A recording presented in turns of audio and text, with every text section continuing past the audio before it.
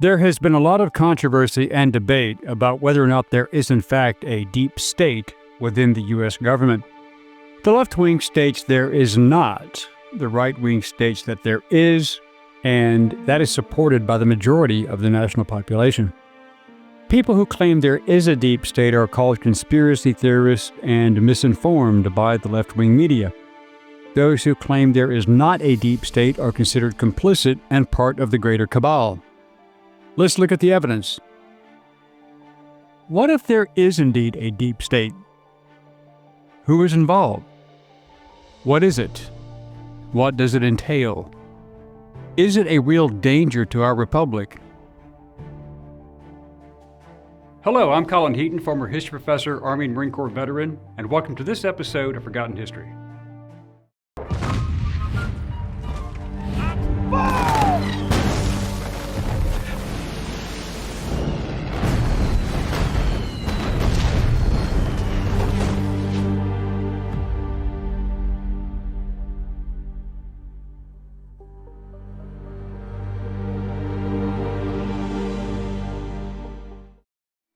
Those who believe that there is such an entity as the deep state can look back through our history and give their argument credence.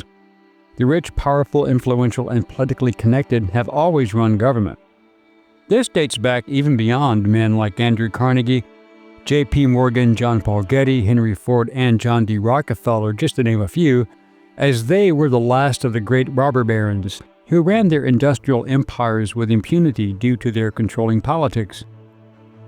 When their employees tried to organize, such as unionize or protest, the industrialists hired sheriffs, the police, or they hired private armies of detectives like the Pinkertons to suppress them. Carnegie did so when steelworkers struck in Homestead, Pennsylvania.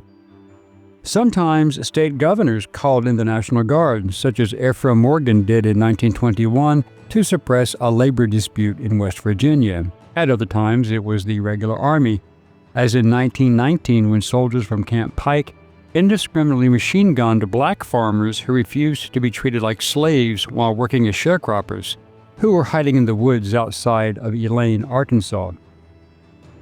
When situations arise, government often takes direct control either by force or by legislation.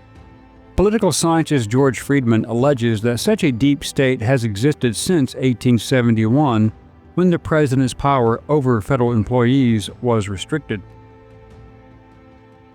Many point to the deep state existing and cite many events, such as the assassinations of John F. Kennedy, Robert Kennedy, Dr. Martin Luther King, the Iran-Contra situation. See our video on drug lords for more info on this. J. Edgar Hoover and his COINTELPRO operation. Also see our video on Hoover, Presidents Franklin D. Roosevelt, Lyndon B. Johnson, and Bill Clinton, and please see our videos on all three of those guys, and others who ran afoul of the powers that be and were taken out, or themselves took people out possibly, and those who committed crimes and evaded the law through their political connections. In December 1974, just a few months after President Nixon resigned over Watergate, itself a scandal about government secrecy and duplicity, New York Times journalist Seymour Hersh published the first of a series of articles about some of the most controversial CIA operations, leading to 3 separate official inquiries into the activities of the CIA and FBI. But what about more recently? Historian Alfred W. McCoy argued that the increase in the power of the United States intelligence community since the September 11, 2001 attacks has built a 4th branch of the U.S. government that is in many ways autonomous from the executive, and increasingly so. Professor Michael J. Glennon of Tufts University stated that President Barack Obama failed in resisting or changing what he calls the double government, and points to Obama's failure to close Guantanamo Bay Detention Center, a major campaign promise, as evidence of the existence of the deep state.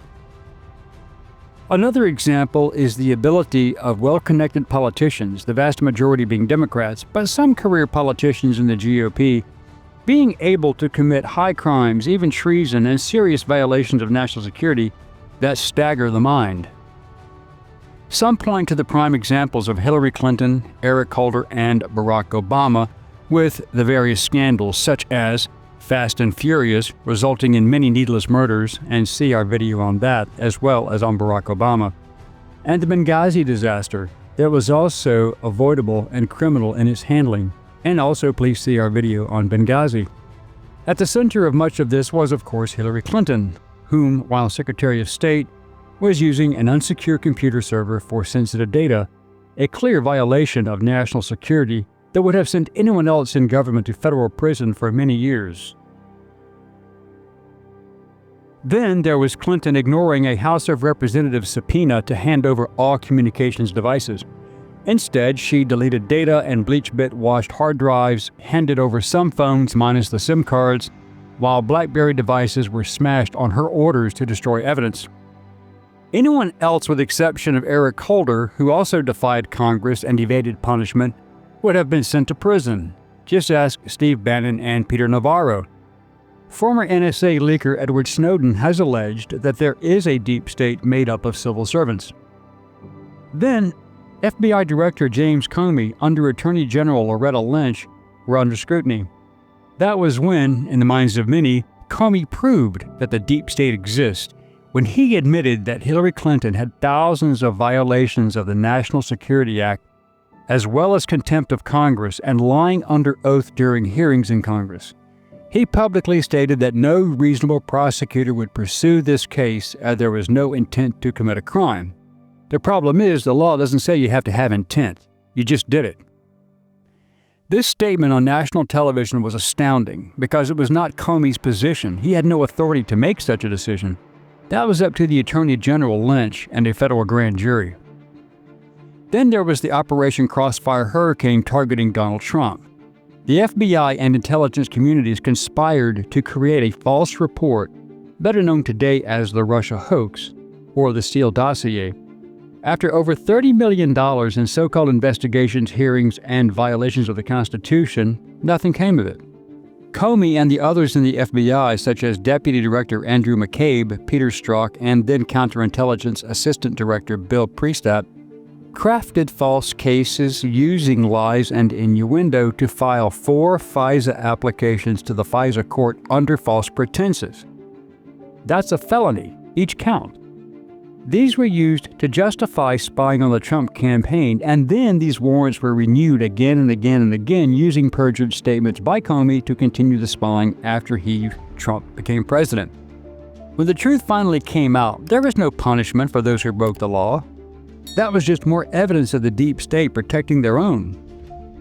The original research, if that term can even be used, was initiated by Republican Senator John McCain, who was going after Trump, which was then passed on to the Democrats and Hillary Clinton and the DNC.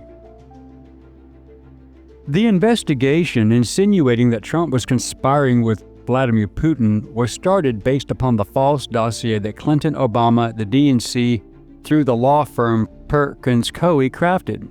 They collectively paid former British MI6 agent Michael Steele over $4 million to create a file on Donald Trump that would seem plausible and believable. Even Steele himself later under oath stated that he could not verify any of the information contained in the very dossier he put together. But that causes a problem for Comey and the deep state actors because that proves Comey lied under oath to the FISA court several times when he had to swear that the information was verified. But if people needed any further evidence to support the existence of the deep state's existence, this may help. In a 2017 interview several weeks before Trump was inaugurated, Senate Democrat leader Chuck Schumer called Trump really dumb for having repeatedly criticized the CIA. Schumer said, "Let me tell you, you take on the intelligence community, they have 6 ways from Sunday at getting back at you." Well, we saw lawfare practiced and the acronym agencies were deeply involved under the Biden administration. Various commentators, as well as the ACLU, have pointed to this statement as evidence of the existence of a deep state, especially when looking at all the real crimes committed by the Democrats who were protected by the Obama-era holdovers in all departments of government. During his presidency, Donald Trump and his strategists alleged that the deep state was interfering with his agenda and that the United States Department of Justice was part of that deep state, because it did not prosecute Huma Abedin or James Comey for their crimes. Some Trump allies and right-wing media outlets alleged that Obama was coordinating a deep state resistance to Trump. President Trump's supporters used deep state to refer to allegations that intelligence officers and executive branch officials were influencing policy via leaks or other internal means to the media. What is now known is that 52 former intelligence directors, who were part of the Obama administration and many still in office under Trump, lied when they testified before congressional hearings about their own illegal activities. They also jointly lied to suppress the information about the Hunter Biden laptop, which would have destroyed Joe Biden's presidential run. Not only did they all sign a document claiming that the laptop was Russian disinformation, knowing, in fact, that it was not, interfering with the election, and the government also conspired with social media to attack, block, delete, and even harass Trump, his supporters, and any dissenting voices in a truly socialist campaign of information sterilization. The communists would be proud. In 2018, Newt Gingrich alleged that Robert Mueller was part of the deep state for the special counsel investigation into Russian interference in the 2016 United States elections. The famous Mueller investigation and subsequent report, despite costing $30 million, turned up no evidence of any wrongdoing on the part of Trump, but it did uncover some wrongdoing on the people who went after Trump. These facts were supported by the following investigation by U.S. Attorney John Durham, who proved that the document, the Steele dossier that spawned 3 years of political misery, fails to articulate a single justifiable reason for the starting of the Crossfire Hurricane investigation, including the multiple perjuries by Comey and others in the FBI to the FISA court. In 2018, the New York Times published an anonymous op-ed by DHS Chief of Staff Miles Taylor titled, "I am part of the resistance inside the Trump administration," attributed at the time to a senior official in the Trump administration.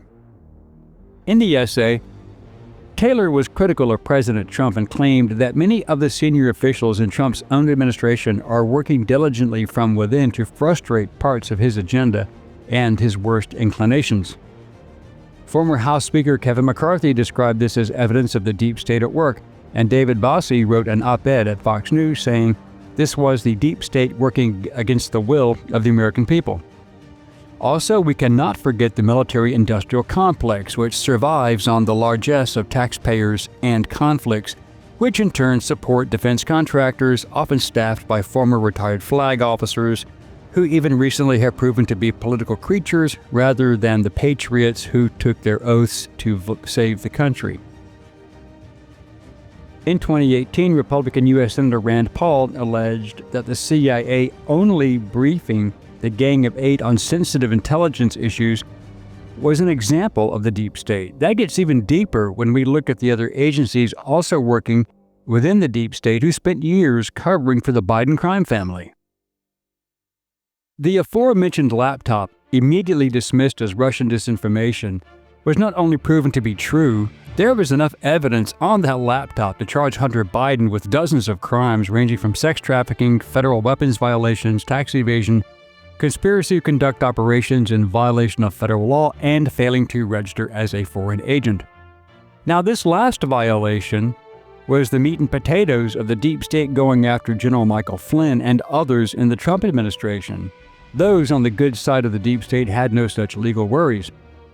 This infiltration also permeated the IRS, who selectively targeted American citizens for political reasons while covering up the high crimes of the Biden crime family, especially their failure to declare and pay taxes on more than $30 million of foreign income.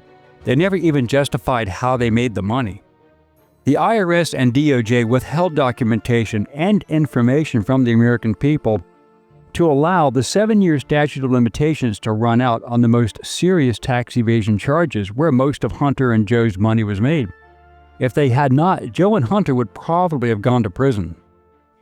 In 2020, Trump cabinet member and acting White House Chief of Staff Mick Mulvaney alleged that claims of a deep state working against Trump were absolutely 100% true. Well, history now proves they were correct. If Donald Trump won the 2020 election, we would not have all the direct evidence today that the deep state actually exists. The Biden administration openly used the deep state effectively against their political opponents by weaponizing the federal law enforcement and intelligence agencies. Remember that all local and state prosecutors, all Marxist liberals, and Soros appointees charged Trump with any crime they could think of, and in New York, the socialist DA Alvin Bragg created crimes from nothing just to influence the 2024 election. The same thing occurred with Fani Willis in Georgia, who conspired with federal authorities to charge Trump in that state, with the deep state's nod of approval for challenging the 2020 election. But this is very strange because Hillary Clinton and Jamie Raskin did not get charged for challenging the 2016 election, or Al Gore for challenging the 2000 election. These agencies specifically and selectively targeted people who had committed no crimes, but they invented the crimes, and denied people due access, while their own deep state comrades violated laws almost on a daily basis with the full knowledge and protection of the deep state.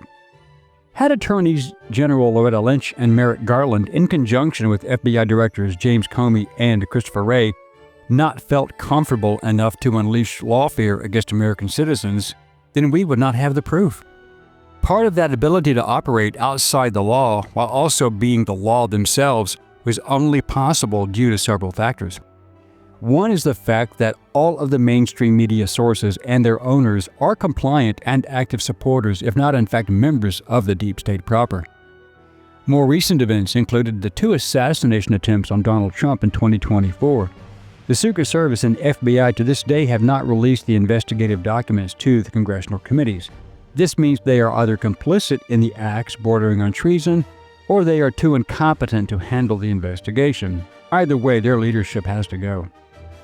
Not only has the U.S. government in general, and the DOJ, FBI, NSA, CIA, and IRS in particular, lost all credibility as a result of playing games with the Constitution and endangering the liberty of Americans, they are also complicit in the creation of fake news, which is exactly what they are.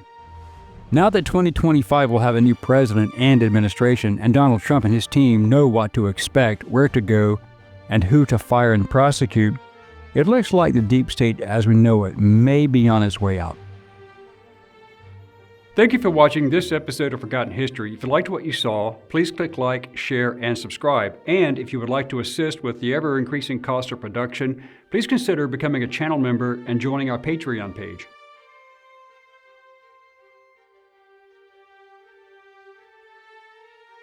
Please check out our merchandise store.